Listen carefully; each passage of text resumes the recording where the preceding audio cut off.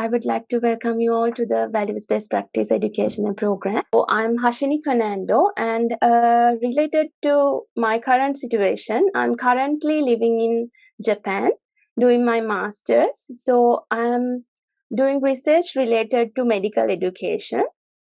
So we are doing research related to medical education, like teaching and learning strategies, assessment, faculty development, and etc. Before going into the lecture, I think my supervisor, Professor Hirotaka Onishi, is also joining us today. So, Sensei, can you speak a few words to the students? Okay, nice to meet you. My name is Hirotaka Onishi. I'm assistant professor of International Cooperation for Medical Education Department of International Research Center for Medical Education in University of Tokyo. This module for values-based practice and evidence-based practice and lifestyle modification, those modules all developed by Dr. Hashini Fernando. She is right now one of the master students of our department. And she wants to prove the new area of educational program for clinical medicine. And I think this will improve the clinical education, not only for Sri Lanka, but also for the world of clinical education. So please enjoy the educational programs for 3 weeks. And I hope you will get a new insight of the clinical medicine. Thank you very much.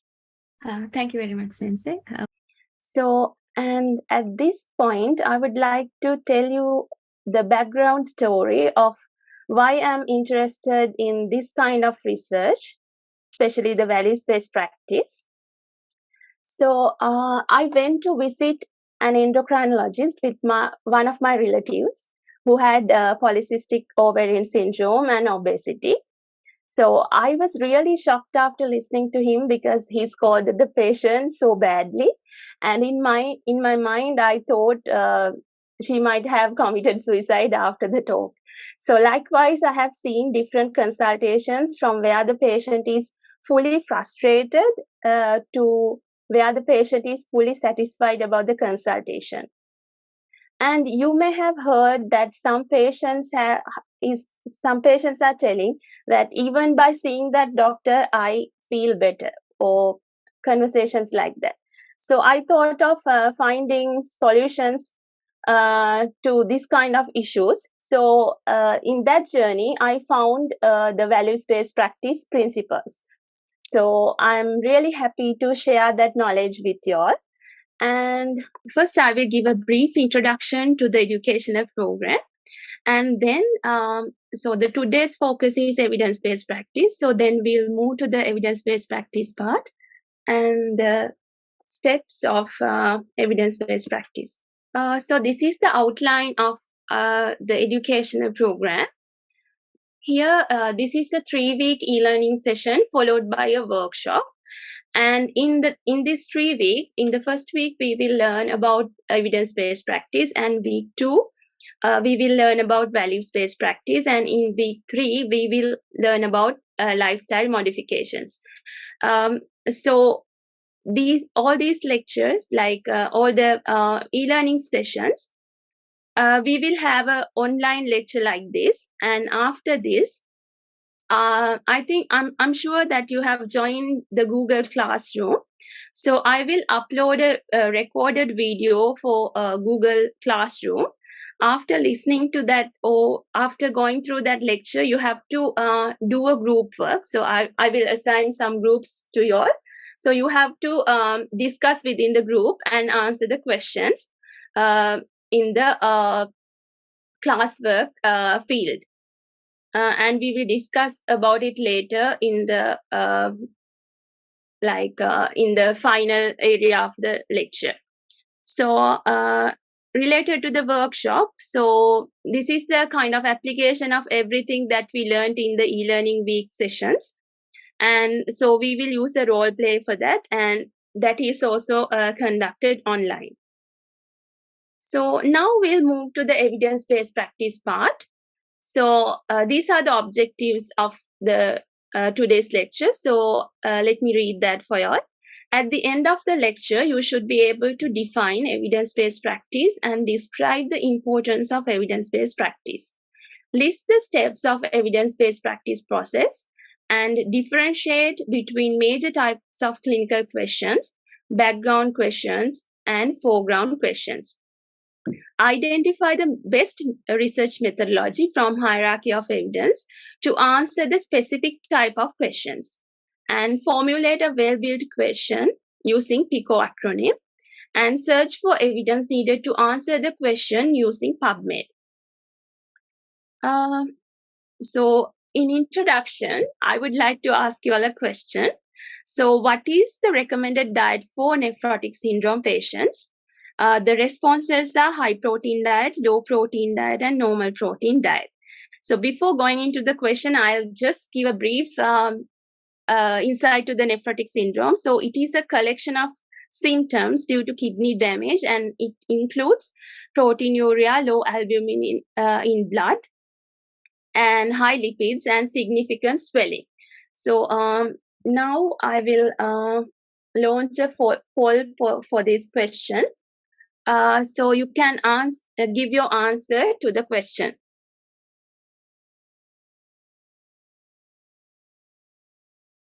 Okay, I think almost all of you have gotten it right. So 100% is the correct answer, normal protein diet. So I'm so happy about that you are updated about the current recommendation.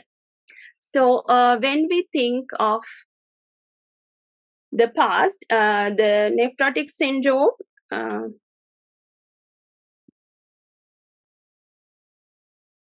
related to nephrotic syndrome, in 1980s, the recommendation was high protein diet, but with current research, the current recommendation is normal protein diet. Likewise, with the evolution of the research and different studies, the field of medicine is evolving. So you have to be updated to get the best options for your patients, and it is important to know about evidence-based practice.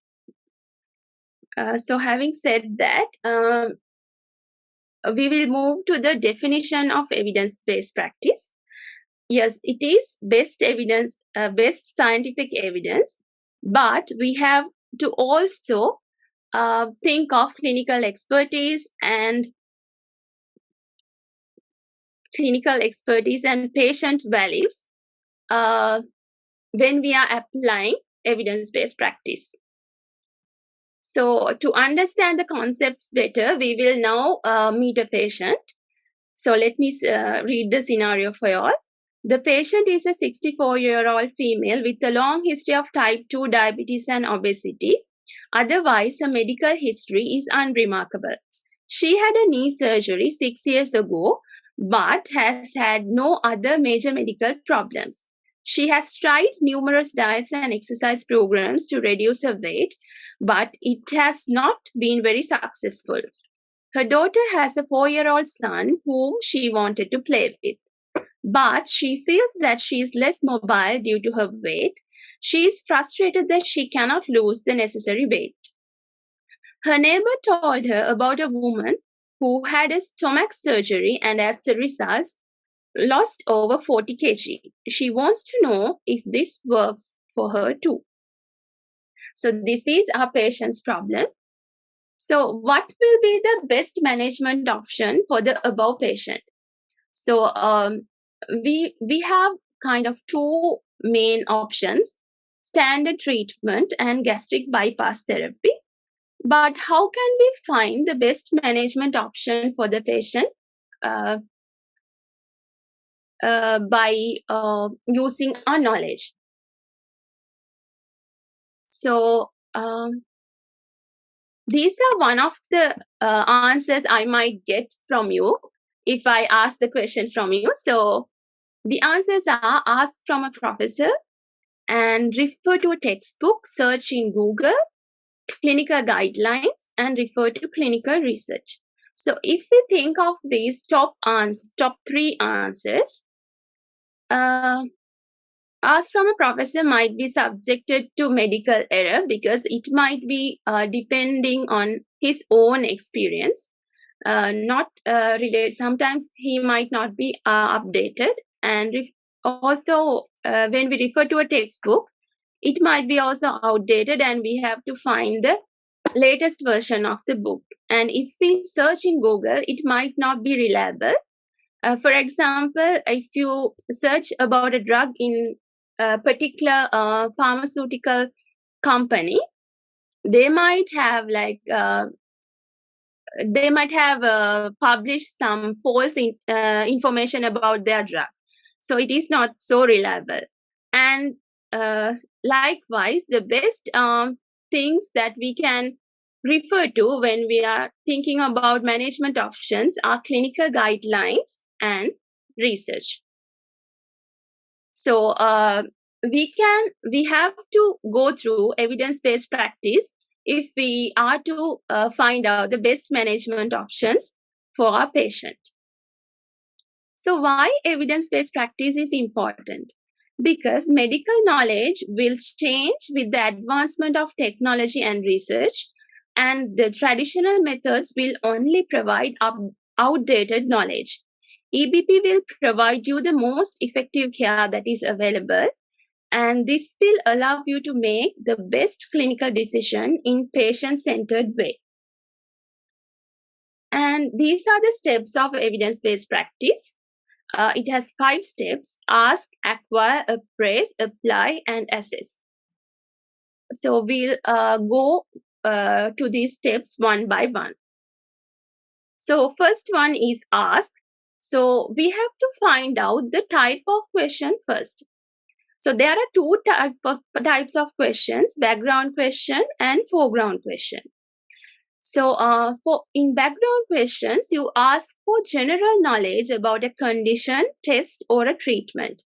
So it has 2 essential components, like it has a question root, which contains phrases like who, what, where, when, how, and why, and a verb.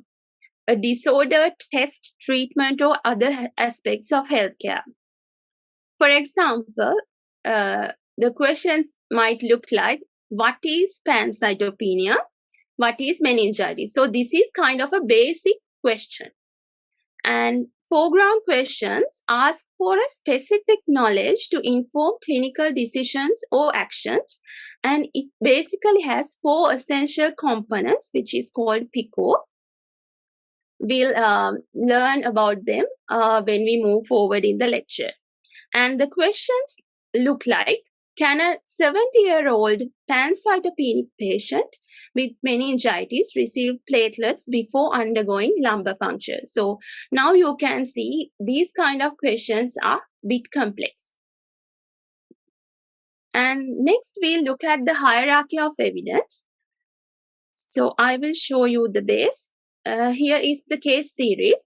These studies follow subjects with a known exposure and outcome. And then the case control studies in top of the case series. Case control studies are observational studies designed to identify the relationship between the exposure and the outcome. Then the cohort studies. Cohort study is a longitudinal study that follow up the sample to compare the outcome of interest. And the randomized control trials. It's a scientific experiment aims to reduce the bias by random allocation of study individuals into groups to measure the response.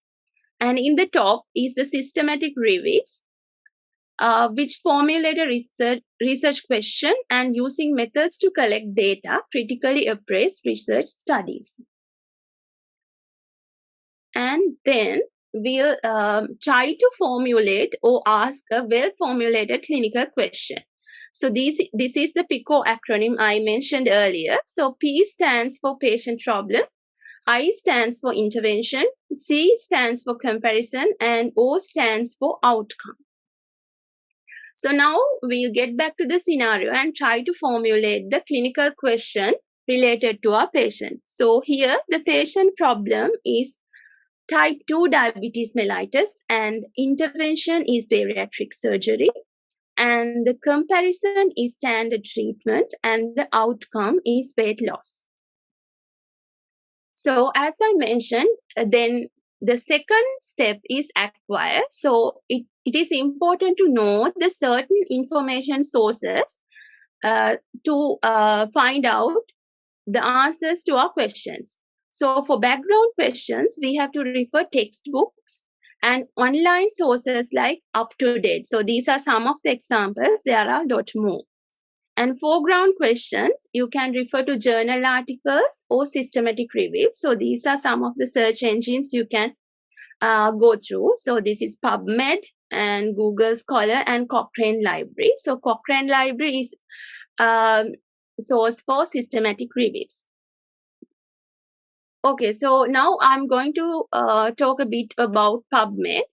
So PubMed is a freely accessible online database of journal citations and abstracts created by the US National Library of Medicine. And it contains millions of references to articles from medicine, nursing, psychiatry, psychology, and other subjects. And this is the interface of PubMed, and I'm sure that you are familiar with this. And now we will try to make a search. So here you have to think of the main parts that we developed in our clinical question. So I selected patient problem, that is type 2 diabetes mellitus, and the intervention bariatric surgery. And then the next important part is the outcome, the weight loss. So then we have to connect these things using the AND form. So you have to add them together by AND. And this is what you need to do. So you have to go to PubMed and then in the use the advanced search option, and you have to go to the query box. And in the query box, you have to type each of these. So you have to type 2 diabetes and you have to add that to history. And then bariatric surgery and add that to history, and weight loss and add that to history. So likewise, you have to do in the query box. So then it will be like this. So here is the advanced search option. You have to click this. And then after that, you will see this interface. So in this, there's a thing called query box. So in this query box, you have to write whatever you want to search. That is type 2 diabetes. Then in this part, you have a drop-down button. So you have to use this drop-down button and select add to history. So it will look like this. So you have to type 2 diabetes mellitus and add to history. Then the bariatric surgery, then add to history. Weight loss, add to history. So the last part is doing like this. So you have to, so now what you have typed is indexed by these 3 numbers, #1, #2, and #3. So you have to combine those 3 using AND. So it is like #1 and #2 and #3 like that, and you have to add that to history. So you will get this #4 part, which has 1,731 results. And by clicking this, you will be able to find out the studies that you can follow to answer your clinical question. This is one of the studies I have found in this search. This is from the New England Journal of Medicine. And the topic is bariatric surgery versus intensive medical therapy in obese patients with diabetes. So this is the link for the article. And also you can find other evidences in NICE guidelines, American Diabetic Association, to answer your question. So this is kind of the end of today's session. So before ending the session, I would like to do a group activity with you all to find out whether you have got the basics we have learned today. So what you have to do is try to formulate the PICO questions using the question given to you with the group mates, and try to acquire evidence to answer the PICO. And this is the first scenario. Let me read it first. You have observed the management of a child with bronchiolitis in the ward setting. You want to know whether adding antibiotics will improve the recovery of the patient, including the reduction of length of stay or readmission. So this is the first scenario. So for this, you have to make the PICO question and find out some research articles in PubMed. And this is the scenario 2, a 50-year-old female seeking advice regarding the hormonal replacement therapy. She wants to know whether it will increase the risk of breast cancer. So this is the scenario 2. So the PICO questions related to this one is, a patient problem is infant with bronchiolitis. Intervention is treatment with bronchiolitis. And the comparison you can put as placebo. So if you don't have any treatment, you can put it as placebo. I think you are familiar with this term placebo. So if you don't have something, you can put placebo. And if you don't have kind of a comparison in a PICO question, that might be okay. Okay, so the outcome is reduction of length of stay or readmission. So the type of this question is related to treatment or therapy. So the study methodology that is best for this is randomized controlled trials. I think after moving to your breakout rooms, I felt that now you are able to, search in PubMed. So I'm so happy about that. And so this is the PICO question. And for the scenario 2, this is the PICO question. P is patient problem, postmenopausal women. And intervention is treatment with hormonal replacement therapy, and comparison is placebo, and outcome is increased risk of breast cancer. So the type of question is again treatment or therapy. For this kind of studies or methodology, you have to go to randomized controlled trials. So these are the best studies that you can find to answer this question. I think now this is clear for you. So do you have any questions related to this? You can speak up. You can unmute yourself and speak up. So don't miss this chance to learn how to search in PubMed. So do you have any questions?